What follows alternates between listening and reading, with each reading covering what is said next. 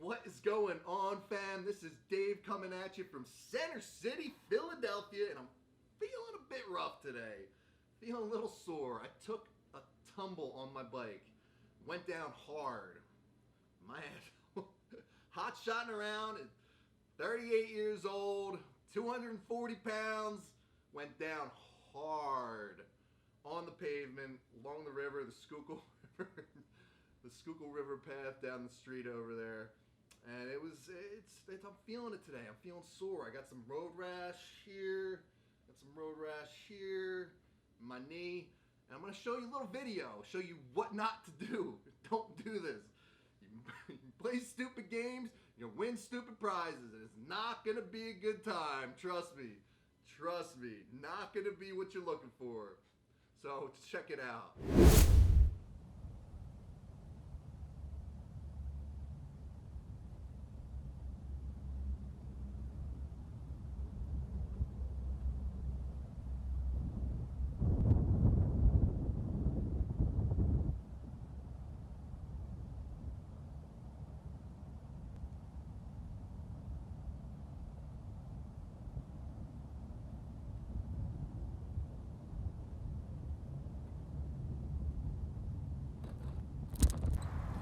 Yeah, your boy just went down on his bike.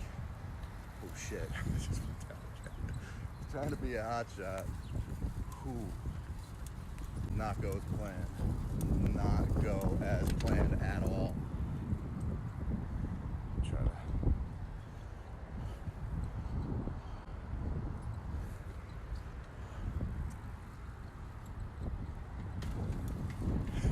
I'm gonna try that again.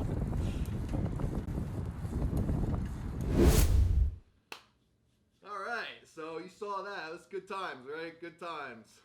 So yesterday I was sore. It was hurting real bad, and I'm like, oh god. I was going to do a workout down by the Ben Franklin Bridge, and I had to ride like 4 miles. I was trying to do shots. I was trying to do video around the city, and it just made it a lot more difficult. I'm still super sore, and today I'm trying to recover, ice it down. Still want to try to get my workout in, but we'll see what happens. But I did want to put together a video for y'all. It's just been weighing heavily on my heart, and been talking to people and been thinking about it, and it's something that is very important to me, and I feel like it's very important to you as well. And that is that point of desperation that I believe that we all really need to get to see lasting transformational change in our lives.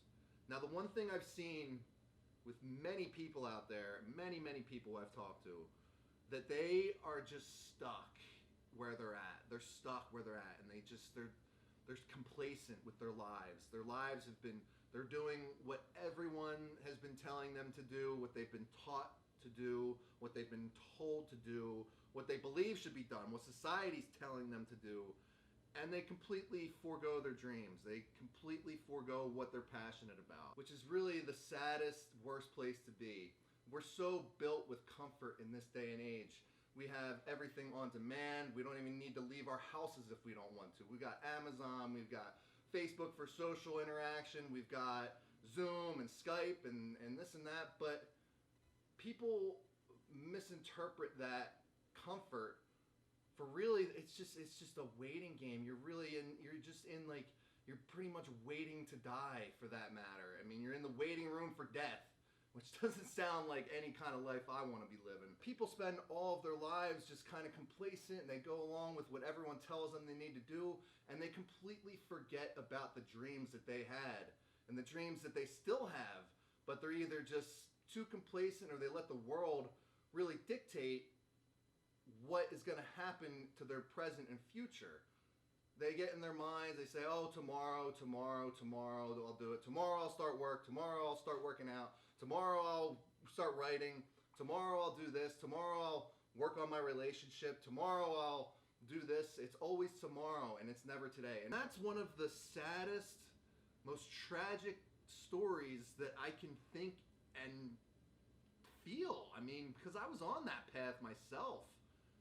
And it's really, when you look at it, there's nothing sadder to see that. To see someone live their whole lives letting their dreams fade away and go to waste because it's what they're told to do by society or a spouse or their family or whatever, that they completely disregard what their original passion is. And it breaks my heart to see that. It really does break my heart.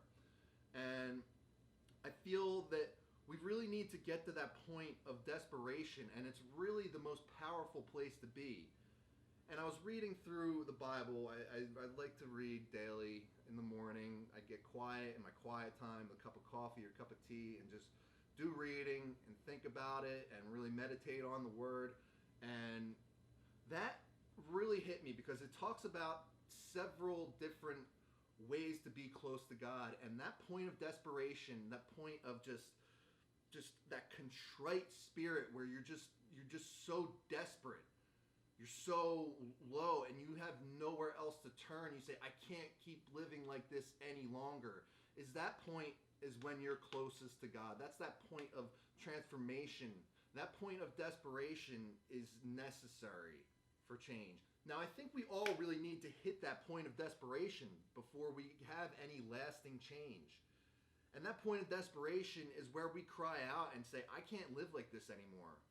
Now, there's nothing more tragic than seeing someone on their deathbed after years and years of letting their dreams go to waste. And you ask them, what are your biggest regrets?